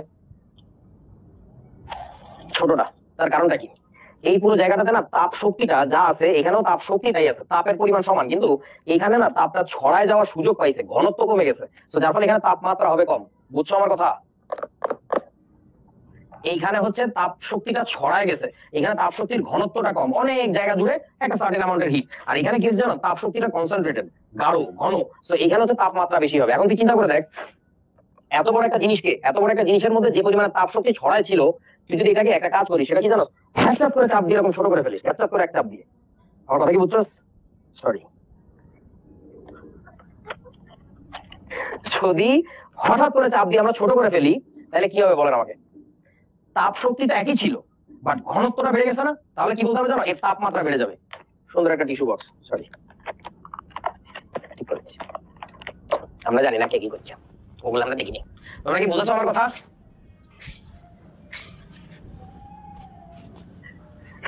আরে একটা টিস্যু বক্স নষ্ট করে যদি এতগুলা কোচি জনতাকে শিখানো যায়, যে জনতাগুলো আগামী দিনের আমার বাংলাদেশটাকে গড়বে, দুনিয়াটাকে সুন্দর করবে, এই টিস্যু বক্স তো দূরে থাক, আমি তো আস্ত একটা শহর ধরে দোলামোচা করে দিতে পারি, এটা তো আমার কাছে কোনো ব্যাপারই না। বুঝছস? সরি, পড়ে গেছে, বুঝো নাই? আচ্ছা, এখন কথা হচ্ছে, তাহলে হঠাৎ কোনো গ্যাসকে চাপ দিয়ে সংকুচিত করলে তার কিন্তু তাপমাত্রা বেড়ে যাবে, রুদ্ধতাপীয় সংকোচন। তোমরা এখন একটু আমাকে বুঝে শুনে বল, সেটা হচ্ছে এই যে গ্যাসটাকে আমি চাপায় আনতে বলছি, গ্যাসটাকে আমি চাপ দিয়ে ছোট করে নিতে বলছি, এই সংকোচনটা আমরা কি হঠাৎ সংকুচিত করব নাকি ধীরে ধীরে সংকুচিত করব? বলো। গরু ছাগলের দল, তুই যদি হঠাৎ করিস তো তোর টেম্পারেচার হুট করে বেড়ে যাবে, তুই তো তোর টার্গেট ভুলে গেছিস। এই গরু, তোর উদ্দেশ্য এই গ্যাসটাকে ঠান্ডা করে তরল করা, তুই কেন হুট করে চাপ দিতে যাবি? তোর কি টয়লেট চাপছে? তুই তাড়াতাড়ি চাপ দিয়ে কাজ করে, কাজ ছেড়ে বাড়ি যায় টয়লেটে যাবি? তুই এত ব্যস্ত কেন? তুই আস্তে আস্তে চাপ দে, ও যেন টের না পায় যে ওরা চাপা হচ্ছে। আমার কথা বোঝো নাই? ধীরে ধীরে ধীরে চাপ দাও, যেন ওর টেম্পারেচার না বাড়ে, জাস্ট প্রেসারটা বেড়ে যাচ্ছে, ধীরে ধীরে প্রেসারটা বেড়ে যাচ্ছে। বুঝিয়াছো? তাহলে আমরা যেটা বলবো সেটা হচ্ছে, দেখো, যখন এইখানে গ্যাসটা ছিল, ধরে নাও তার টেম্পারেচার ছিল T1, ধরো এইখানে তার টেম্পারেচার ছিল হচ্ছে T1, এইখানে তার যে টেম্পারেচার ছিল এটা হচ্ছে T2 ধরো। তাহলে এবার আমাকে বলো T1 আর T2 রিলেশন কি, তাড়াতাড়ি। T1 আর T2 রিলেশন কি? কে বড় কে ছোট? T1 বড় না T2 বড়? কোনটা? সমান। গুড। তাহলে T1 should be equal to T2। অর্থাৎ আমরা যে কাজটা করছি, এক নাম্বার প্রসেস আমাদের যেটা ছিল ধাপ 1 সমষ্ণ কি বলেন তো? সমষ্ণ সংকোচন করছি আমরা। এক নাম্বার ধাপে আমরা সমষ্ণ সংকোচন করছি, অর্থাৎ আইসোথার্মাল কম্প্রেশনের মধ্যে দিয়ে গেছি। আইসোথার্মাল কম্প্রেশনের মাধ্যমে গ্যাসের টেম্পারেচার ঠিক রেখে তুমি জাস্ট কম্প্রেস করছো, আর কিছু না, টেম্পারেচার ফিক্সড। ওকে। পরে তোমার মিস্টার থমসন একটা আইডিয়া দিল, এবার তুই কি করবি জানিস? এবার তুই এই পাত্রের গায়ে একটা ছোট্ট ফুটো করে দিবি। ছোট্ট ফুটো করে দিলে যেটা হবে, আমাকে একটু বলো তো কি হবে? গ্যাসটা কি ছিল? অনেক চাপানো ছিল না? গ্যাসটা কি ছিল? অনেক সংকুচিত করা ছিল। এই সংকুচিত গ্যাসটা হঠাৎ যদি পাত্রকে একটু ফুটো করে দাও, তাহলে গ্যাসটা কি হবে? দুম দুম দুম দুম, পুরো জায়গাতে ছড়া যাবে, পুরো জায়গাতে ছড়া যাবে। Imagine that thing. বুঝছস? এখন এই যে ছড়াই যেতে দিবা, তাকে আসমানে মাঠে ঘাটে ময়দানে ছড়াই যেতে দিও না। তাকে তুমি একটা ক্লোজ চেম্বারের মধ্যে, একটা বড় সাইজের ক্লোজ চেম্বারে ছড়াই যেতে দাও। You let it expand, but let it expand in a contained chamber, in a closed chamber, but big size. বড় সাইজের একটা চেম্বারে ছড়াই যেতে দাও। যখন ছড়ায় যাবে তখন তোরা আমাকে বল, ধরে নিলাম এখানকার টেম্পারেচার হচ্ছে T3, let it be T3। এবার আমাকে একটু বলতো T2 আর T3 রিলেশন কি, বলেন দেখি কে কে বোঝে। কি হবে? কোনটা বড়, T2 না T3? নাকি সেম টেম্পারেচার থাকবে? কোনটা? বোঝা নাই, কেউ বোঝা নাই না, কেউই বোঝা নাই। কে বলো তাই বলো, T2 না T3 কোনটা? এইবার যেটা হবে, T3 will be less than কত জানেন? T2। লেস দেন হবে নাকি শুধু লেস দেন হবে, এটা তো ডিপেন্ড করে তুমি কত চাপ থেকে কত চাপে আনছো তার উপরে। বাট কমে যাবে টেম্পারেচার, T3 কমে যাবে। কেন কমে যাবে বলতে পারবি? এই যে এক্সপেনশনটা করছি, এই এক্সপেনশনটা কি ধরনের এক্সপেনশন বলতে পারবা? এই এক্সপেনশনটা কি ধরনের এক্সপেনশন বলো তো, কে কে পারবা? এটা কি ধরনের এক্সপেনশন বলেন? সমষ্ণ এক্সপেনশন নাকি রুদ্ধতাপীয় বলো তো? এটা রুদ্ধতাপীয়। এইটা হচ্ছে আমাদের রুদ্ধতাপীয় প্রসারণ। এইটা হচ্ছে রুদ্ধতাপীয় প্রসারণ। কেন রুদ্ধতাপীয়? ব্যাপারটা কি বুঝছো? হঠাৎ প্রসারিত করা, হঠাৎ সংকুচিত করা, হঠাৎ করে যেটা করবা, ওই হিট ট্রান্সফারের সুযোগ পায় না। হিট ট্রান্সফারের সুযোগ না পাওয়ার মানে হচ্ছে হিটের অ্যামাউন্ট টোটালি কনস্ট্যান্ট। আচ্ছা, তাইলে এবার আমার একটা কথা বুঝে দেখো, সেটা হচ্ছে আগে যেটা বুঝাইছিলাম, হঠাৎ কোনো গ্যাসকে উচ্চ চাপে সংকুচিত করা হইলে যদি টেম্পারেচার বাড়ে, গ্যাসের তাপমাত্রা বাড়ে, দেখছো সংকুচিত করা হইলে টেম্পারেচার বাড়ছে। এবার তাহলে কি হয়েছে দেখেন তো, এক্সপ্যান্ড করা হয়েছে। সংকুচিত করা হইলে এই যে এভাবে চিন্তা করে দেখ, আচ্ছা হঠাৎ সংকুচিত করছিলাম, টেম্পারেচার বেড়ে গেছিল, গরম হয়ে গেছিল। এবার তুই হঠাৎ এটাকে ধরে যদি টান দিস, তাহলে তো আবার ঠান্ডা হয়ে যাবে। তোরা আমার কথা বুঝোসই নাই, ভেবে দেখ আমার কথা ঠিক আছে কিনা। হঠাৎ সংকুচিত করলে যদি তাপমাত্রা বেড়ে যায়, তাহলে হঠাৎ প্রসারিত করলে কি হওয়ার কথা? তাপমাত্রা তো কমে যাওয়ার কথা। বুঝছস নাকি বুঝছস না এখন? এটা সেফটি ক্লাস, নরমাল চশমা না, ল্যাবে কাজে লাগে, একটু পর এক্সপেরিমেন্ট দেখাবো তাই। আচ্ছা এবার দেখ, তোরা কি বুঝতেছস যে we are already on the way? আমাদের কাজ কিন্তু হয়ে গেছে প্রায়। এখন ঘটনা হচ্ছে আমাদের যেটা, আমি পুরো জিনিসটাকে একটু ছোট করে ফেলি, আমার আরো জায়গা লাগবে। সেটা হচ্ছে এইবার কি করতে বলছে জানিস? এইবার যে কাজটা করতে বলছে সেটা হচ্ছে, দেখ এই গ্যাসটাকে এবার আমাদের কি করা লাগবে জানো? এই গ্যাসটাকে আমাদের আবার একটু চাপায় নিয়ে আসা লাগবে, আবার একটু ছোট করো। ওকে, ছোট করে নিয়ে আসো গ্যাসটাকে, আবার ছোট করে ধরো এখানে নিয়ে আসলাম। এই যে পিস্টনটা আবার এই যে আমাদের পিস্টন ছোট করে নিয়ে আসছি। এখন বল, এই যে সংকোচনটা করব, রুদ্ধতাপীয় তো প্রসারণ হয়েছিল, এই সংকোচনটা কি করবো বলো তো? বল এই সংকোচনটা কি হবে? কেমন সংকোচন? সমষ্ণ নাকি রুদ্ধতাপীয়? কোনটা কোনটা? সাবাস, সমষ্ণ। কারণটা কি, তুমি রুদ্ধতাপীয় সংকোচন করলে টেম্পারেচার বেড়ে যাবে, এটা করাই যাবে না, খবরদার। তাহলে আমরা এটাকে বলে দিচ্ছি, দেখো তাহলে আমি একটু স্টেপগুলো লিখি। স্টেপ 1 ছিল সমষ্ণ সংকোচন, আস্তে আস্তে চাপাই নিয়ে আসবো। চাপাই নিয়ে আসার পর আমাদের স্টেপ 2 কি ছিল? ধাপ 2। ধাপ 2তে আমরা কি করছিলাম? হঠাৎ ছেড়ে দিয়েছিলাম, সংকুচিত গ্যাসটাকে হঠাৎ ছেড়ে দিয়েছিলাম। তার মানে এবার আমরা রুদ্ধতাপীয় প্রসারণ করছিলাম। এবং এই সময়ে কি হয়েছিল বলতো? এই সময়টাতে হচ্ছে টি ড্রপ, টেম্পারেচার ড্রপ করছিল। ড্রপ মানে বুঝছো তো, কমে আসছিল, টেম্পারেচার নেমে গেছিল। এরপর আমাদের আবার কি করা লাগবে? ধাপ 3 সেটা হচ্ছে এই যে রুদ্ধতাপীয় প্রসারণের পরে আমাদের রুদ্ধতাপীয় প্রসারণটা যখন হয়েছিল তখন আবার গ্যাসটাকে আস্তে করে চাপায় নিয়ে আসতেছিলাম, এবং চাপানোটা কি ছিল? সমষ্ণ সংকোচন। তাহলে আমরা কি বলবো? 3 নম্বরে আবারও করা লাগবে হচ্ছে 3 নম্বরে আমাদের আবারও করা লাগবে হচ্ছে এই সমষ্ণ সংকোচন। এটাকে আমাদের আবারও সমষ্ণ সংকোচন প্রক্রিয়ার ভিতর দিয়ে নিয়ে যাওয়া লাগবে। এবং এইখানে বলতো কি হবে? এই যে সমষ্ণ সংকোচনটা যখন করছি তখন টেম্পারেচার ধরে নাও এখানে ছিল হচ্ছে T4। এখন বলো T3 আর T4 এর রিলেশন বলো, T3 আর T4 এর রিলেশন বলো, কি হবে? সমান থাকবে। গুড, এই তো ধরতে পারছো, T3 T4 থাকবে। তার মানে এইখানে কিন্তু আমাদের যেটা হবে, এইবার যেটা হবে T কনস্ট্যান্ট, টেম্পারেচার সেম থাকবে। এরপরে কি করা লাগবে বলেন, আপনারা নিজেরা বলেন, সব বুঝে যাওয়ার কথা। ধাপ 4 কি হবে বলো? রুদ্ধতাপীয় কি সংকোচন আর প্রসারণ, কোনটা? রুদ্ধতাপীয় কি? একজন বললো প্রসারণ আর প্রসারণ। গুড, একই কাজের বারবার রিপিট করতেছে, এটা কি তোমরা বুঝতেছো? রুদ্ধতাপীয় প্রসারণ করে দিতে হবে এবং তার ফলে কি হবে? কত আবার এই যে টিটা ড্রপ হবে, টেম্পারেচার ড্রপ। অর্থাৎ তুমি যে কাজটা করতেছো এবার সেটা হচ্ছে এই গ্যাসটাকে নিয়ে আবারও কি করলা? এখানে একটু পাত্র ফুটা করে দিলা, একটু পাত্র ফুটা করে দিছো। একটু পাত্র ফুটা করে দিলে যেটা হবে, এখানে বিশাল বড় আকারের পাত্রে গ্যাসটা কি করতে দিবা? এক্সপ্যান্ড করতে দিবা। বিশাল বড় আকারের পাত্রে এক্সপ্যান্ড করতে দিবা। করতে দিলে এখানে যে টেম্পারেচার হবে, ধরে নাও এটার নাম হচ্ছে T5, so that T5 will be less than কি? T4। এইরকম তুমি যদি মাল্টিপল স্টেজে কাজটা করতে থাকো, এক সময় গ্যাসটা কি হবে জানো? টেম্পারেচার ড্রপ করতে করতে করতে করতে এক সময় তোমার গ্যাসটাকে কি দেখা যাবে? গ্যাস আকার আর বেরোইতে দেখা যাবে না, গ্যাসটা আস্তে করে তরল হয়ে যাবে, কারণ সেটার স্ফুটনাঙ্ক তাপমাত্রা নিচে নেমে আসছে। তোমরা কি আমার কথা বুঝিয়েছো? এবার শোনো, তোমাদের এসিতে বা রেফ্রিজারেটরে আব্বুরা আম্মুরা প্রায় একটা কথা বলবে যে এসির কম্প্রেসার নষ্ট হয়ে গেছে, শুনছো? বা এসির কম্প্রেসার নষ্ট হয়ে যাবে। এই এসি বা রেফ্রিজারেটর দুইটার ক্ষেত্রেই একটা মেশিনই আলটিমেটলি কাজ করে, সেটা হচ্ছে কম্প্রেসার। এবং বলতো কম্প্রেসার কোন স্টেজে, মানে কম্প্রেসারের কাজটা কি এই জায়গায়, বুঝতেছস তোরা? বলেন তো কম্প্রেসারের কাজটা কি? ওই যে সমষ্ণ সংকোচনটা করে না, ওই আস্তে আস্তে গ্যাসটাকে প্রেসার বিল্ড করে করে করে করে করে চাপায়, এই জিনিসটাই হচ্ছে কম্প্রেসারের কাজ, আর কিছু না। ও হচ্ছে চাপায়, চাপানোর কাজটা করে কোথায় বলো আমাকে? এসির ইনডোর ইউনিটে নাকি আউটডোর ইউনিটে বলো? মানে ঘরের ভিতরে যে অংশটা থাকে ওইখানে চাপায় নাকি আউটডোরে, বাইরে? বাইরে চাপায় বোকা, কম্প্রেসারটা থাকে বাইরে, ও বাইরে থেকে চাপায়। চাপানোর পরে কি করে জানো? ওই একটা পাইপ থাকে দেখবা, যেটা আউটডোর ইনডোরকে কানেক্ট করে। ওই পাইপের মধ্যে দিয়ে সংকুচিত গ্যাসটা আসে, এসে কি করে জানো? ঘরের ভিতরে ফুস করে এক্সপ্যান্ড করে দেয়। ওই যে ঘরের ভিতরে এক্সপ্যান্ড করে দিল না, ওই জায়গায় টেম্পারেচার কমে যায়। যে ঘরের ভিতরে টেম্পারেচার কম থাকে। ও রুসাগুলো আমার কথা বুঝে না। তোরা কি বুঝছস আমার কথা? আবারও বলতেছি শোন, কম্প্রেসারটা থাকে হচ্ছে আউটডোর ইউনিটে, ওইখানে কম্প্রেশনটা ঘটে।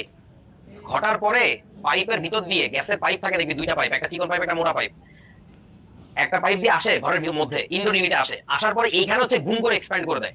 ওই এক্সপ্যান্ডটা যখন করে তখন হচ্ছে ওইটা টেম্পারেচার কমে যায়, বুঝছো?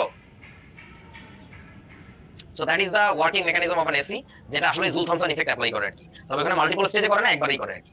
আর এখানে মাল্টিপল স্টেজে করলে তখন তোমার গ্যাসটা কি হয়ে যাবে? একসময় তরল হয়ে যাবে। এবার তোরা আমাকে একটা কথা বল, এসির ক্ষেত্রে দেখবি ইনডোর ইউনিট এবং আউটডোর ইউনিটের মধ্যে যে কমিউনিকেশনের পাইপ থাকে সেটা দুইটা থাকে, একটা হচ্ছে চিকন পাইপ, একটা হচ্ছে মোটা পাইপ। তোরা আমাকে একটু বল, চিকন পাইপটা দিয়ে কি গ্যাস ঢোকে, মানে আউটডোর থেকে ইনডোরে আসে নাকি ইনডোর থেকে আউটডোরে যায়, কোনটা বলো? একটু কল্পনা করে দেখো, আমি এতক্ষণ বুঝাইছি সব। যাদের বাসায় এসি নাই তাদের বোঝার কথা। চিকন পাইপটা দিয়ে হচ্ছে কম্প্রেসড গ্যাসটা বাইরে থেকে ভিতরে আসে, কারণ ও তো কম্প্রেস, চাপাইছেই মাত্র। চাপানো গ্যাসটাকে ভিতরে আনে সংকুচিত জায়গা দিয়ে, আনার পরে ও এক্সপ্যান্ড যখন করে, ঠান্ডা হয়ে গেল, ওর কাজ শেষ, ওকে এবার আবার পাঠায় দেয় ওই যে কম্প্রেসড হইতে। তার মানে এবার পাঠাবে হচ্ছে মোটা পাইপ দিয়ে। তোমরা কি বুঝিয়েছো আমার কথা? যারা বোঝো না তাদেরও এখন বোঝার কথা, আমি বলে দিলাম পুরোটা। আবার বলতেছি, আউটডোর ইউনিটে হচ্ছে কম্প্রেস করে, কম্প্রেস করার পরে ওকে তো ইনডোরে পাঠাইতে হবে। ইনডোরে যখন পাঠায় তখন চিকন পাইপ দিয়ে পাঠায়।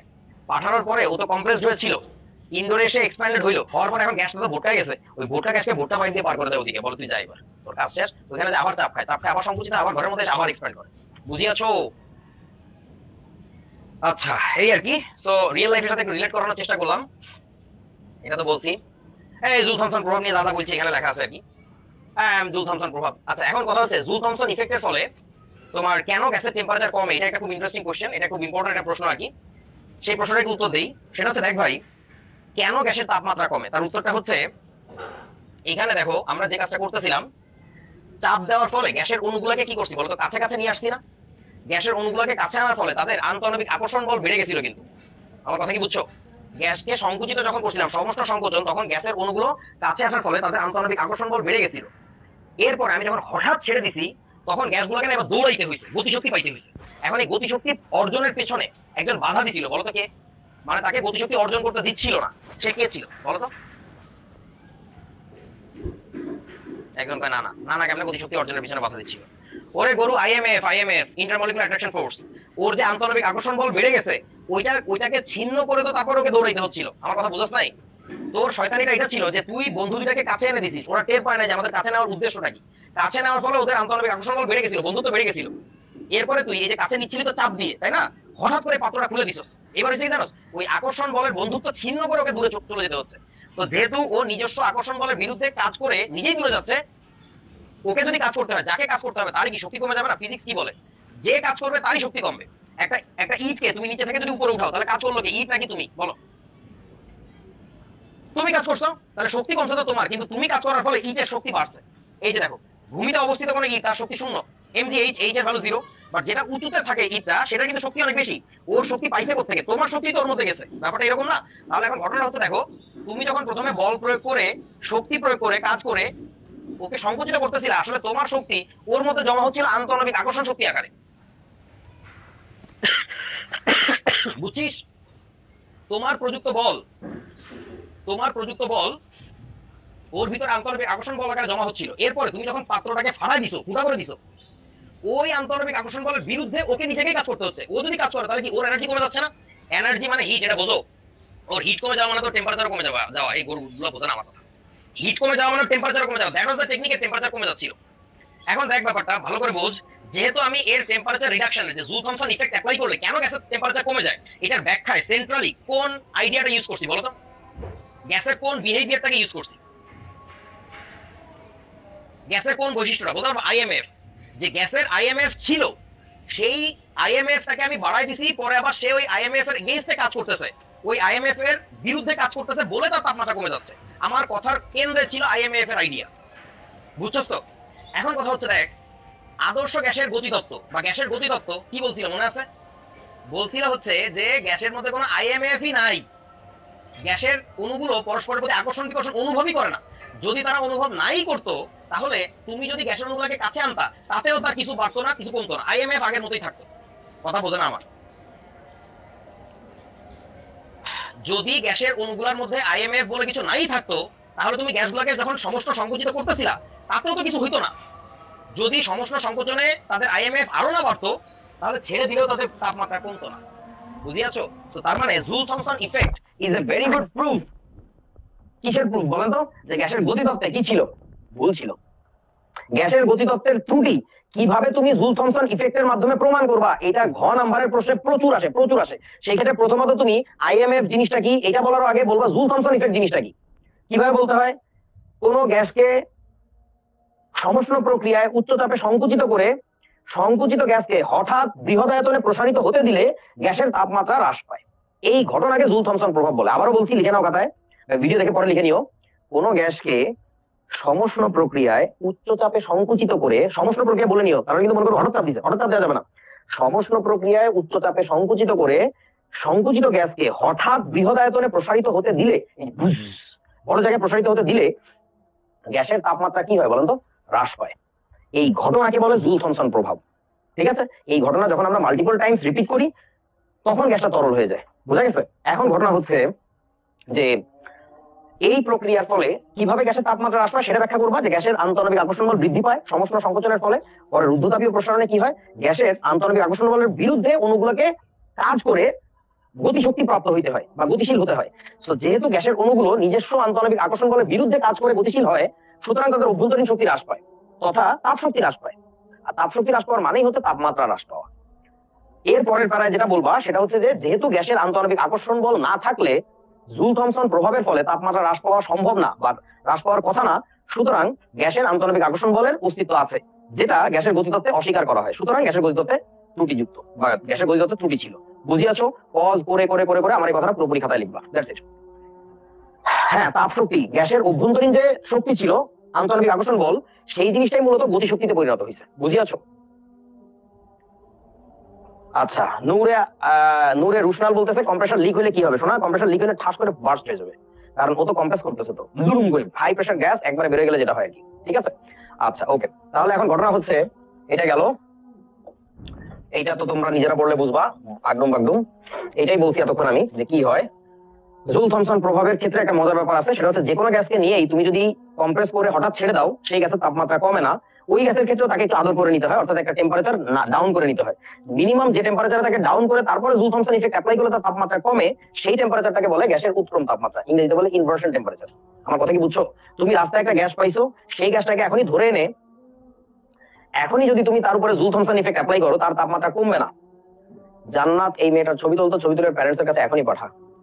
পুরো ক্লাসে তার কোনো পার্টিসিপেশন দেখি নাই, বা সে এখন ক্লাসের মধ্যে ডিস্টার্ব করতেছে বারবার বলে স্যার প্র্যাকটিক্যালের জন্য ও কি ক্লাস থাকবে নাকি। ছবি তুলে পাঠা, এখনই প্যারেন্টস এর কাছে পাঠা যে মানে ক্লাসের কোনো পার্টিসিপেশন নাই, কোনো সঠিক উত্তর ভুল উত্তর দেয় নাই, কিছু করে নাই, কোনো নামটাই দিই না, এখন দেখতেছি হঠাৎ সে এসে প্র্যাকটিক্যাল। এই ছাগল কোথাকার, তুই থিওরি জানাস না, তুই কি প্র্যাকটিক্যাল করবি? তুই মিস্ত্রি হবি নাকি? তুই মিস্ত্রি হতে গেলে তুই এলাকার ওই কাঠ মিস্ত্রি লাগে কাজ করছ না কেন? তুই এখানে পড়তে আসছিস কেন? এখানে বিজ্ঞানী বানাচ্ছি, আগে তত্ত্ব ঠিক থাকবে তারপরে না প্র্যাকটিক্যালে যাবে। গাধা কোথাকার বলো, চলো তাইছে প্র্যাকটিক্যাল দেখতে। দাঁত ব্রাশ করে না, খাওয়ার জন্য লাইনে দাঁড়ায় আছে। হ্যাঁ, দাঁত ব্রাশ করতে কষ্ট হয় নাকি? আগে কষ্ট করে দাঁত ব্রাশ করে আপনি দিয়ে তারপর লাইনে দাঁড়াইস। সকালবেলা ঘুম থেকে উঠে টয়লেটে যায় না, দাঁত ব্রাশ করে না, এসে একটু খাইতে দিবা, হ্যাঁ একটু খাবো, খাইতে দিবা না তোমরা, তাহলে লাইন দিছে কেন? মানে লাইন দিছে কারণ ওরা দাঁত ব্রাশ করতে, তুই কেন আসছো সেখানে? মানে হ্যান্ড স্যানিটাইজার নিয়ে মুখের মধ্যে মার, একটু ব্রাশ দিয়ে ঘটাতে, তারপরে ছাগল কোথাকার। প্র্যাকটিক্যালের জন্য কি আলাদা ক্লাস হবে? প্র্যাকটিক্যাল তুই কে রে? তোর কেন প্র্যাকটিক্যাল দেখাতে হবে আমার? গাধা কোথাকার। যে কোনো গ্যাসকে রাস্তা থেকে ধরে এনে তুমি তার উপরে জুল থমসন ইফেক্ট অ্যাপ্লাই করলেই তার তাপমাত্রা কমবে না। ওই গ্যাসকে আগে একটু মিনিমাম লেভেলে ঠান্ডা করে নিতে হয়। মিনিমাম যতটুকু ঠান্ডা করে নিলে, যে টেম্পারেচারে ঠান্ডা করলে তারপরে জুল থমসন ইফেক্ট অ্যাপ্লাই করলে তার তাপমাত্রা কমে, ওই টেম্পারেচারটাকে বলে ওই গ্যাসের উত্তম তাপমাত্রা। কেন এটার নাম উত্তম? উত্তম শব্দটা শুনে তো বাংলায় বুঝবা না, ইংরেজিতে দেখো ইনভার্সন। ইনভার্স শব্দের অর্থ কি? উল্টা। সো যেটা হয়, যে কোনো গ্যাসকে তার উত্তম তাপমাত্রার উপরে রেখে যদি জুল থমসন ইফেক্ট অ্যাপ্লাই করা হয়, তার তাপমাত্রা তো নরমালি কমার কথা, সেটা না কমে বরং তার তাপমাত্রা বেড়ে যায়। তোমরা কি আমার কথা বুঝিয়াছো? কেমনে করবো ঠান্ডা? কেন তোমরা এতক্ষণ ঠান্ডা করার টেকনিক শেখানো হইলো, রেফ্রিজারেশন সিস্টেম দেখাইছি না? আচ্ছা দেখো, এখানে কি বলা আছে, হাইড্রোজেনের উত্তম তাপমাত্রা প্রায় 200 কেলভিন বা -73 ডিগ্রি সেলসিয়াস। মানে হচ্ছে হাইড্রোজেন গ্যাসকে নিয়ে তুমি যদি জুল থমসন ইফেক্ট অ্যাপ্লাই করে তরল করতে চাও বা ঠান্ডা করতে চাও, বলো তো হাইড্রোজেনকে আমি যদি -70 ডিগ্রি সেলসিয়াসে রাখি, কাজ হবে নাকি হবে না? বলো, -70 ডিগ্রি সেলসিয়াসের হাইড্রোজেন গ্যাসকে নিছি, এখানে নিয়ে জুল থমসন ইফেক্ট অ্যাপ্লাই করছি, বলো এবার টেম্পারেচার কমবে নাকি বাড়বে? কাজ হবে না, কারণ হাইড্রোজেনকে মিনিমাম -73 ডিগ্রি সেলসিয়াসে কুল ডাউন করা লাগবে। তার মানে আমি যদি -80 ডিগ্রি সেলসিয়াসের হাইড্রোজেনকে নেই, এটা যদি জুল থমসন ইফেক্ট অ্যাপ্লাই করি, বলো এবার কাজ হবে নাকি হবে না? এর ক্ষেত্রে হইলো না, এর ক্ষেত্রে হবে না, কিন্তু এবার এর ক্ষেত্রে কি হবে? কাজ হবে। এখানে তুমি যদি জুল থমসন ইফেক্ট অ্যাপ্লাই করো, তাহলে হচ্ছে তোমার গ্যাসটা ঠান্ডা হবে। হাইড্রোজেনের কথা বলছি, কারণ আছে উত্তম তাপমাত্রা বলছে 695 ডিগ্রি সেলসিয়াস হবে। তার মানে আমাকে বল যে গ্রীষ্মকালে তো নানা না গিয়ে যে কার্বন ডাইঅক্সাইড গ্যাস বেরিয়েছে, সেই কার্বন ডাইঅক্সাইড যদি কেউ পলিথিনে ভরে জুল থমসন ইফেক্ট অ্যাপ্লাই করে, জুল থমসন ইফেক্ট অ্যাপ্লাই করে, তাহলে তার ওই গ্যাসের টেম্পারেচার কমবে নাকি কমবে না? বলো, কমবে নাকি কমবে না? আরে দাদা কমবে তো, তার উত্তম তাপমাত্রা হচ্ছে 695 ডিগ্রি সেলসিয়াস, বিশাল। গরমের তাপমাত্রা কত থাকে? নরমালি কত? 38, 37, 40। তো ওই তাপমাত্রা তো উত্তম তাপমাত্রা বহু নিচে, অবশ্যই টেম্পারেচার কমবে। বুঝিয়াছো ছোট বন্ধুরা? কিছুই বোঝা না। কিছু গ্যাসের উত্তম তাপমাত্রা দেওয়া আছে, গুগল থেকে নেওয়া জিনিস। গ্যাসের গতিগত ত্রুটি সংশোধনের ক্ষেত্রে বললাম যে আইএমএফ এর খেলা। যদি আইএমএফ এর আইডিয়াটা আসলে আদর্শ গ্যাসের ভিতরে না থাকতো, তাহলে আজকে জুল থমসন ইফেক্ট অ্যাপ্লাই করলেও গ্যাসের তাপমাত্রা কমতো না। যেহেতু কমে, তার মানে অবশ্যই ইট ওয়ার্কস। বুঝিয়াছো? এখন তোমাদেরকে আমি একটা এক্সপেরিমেন্ট করে দেখাবো। সেই এক্সপেরিমেন্টটা করার জন্য আমাদের কিছু সেটআপ দরকার। সেই সেটআপটা আমি এখন করতে তোমরা একটু বিশ্রাম নাও, আমরা ক্যামেরা বন্ধ করে কিছুক্ষণের জন্য চলে আসতেছি। ঠিক আছে? ওকে, রাখো, একটু রাখ দাও, ক্যামেরা অফ।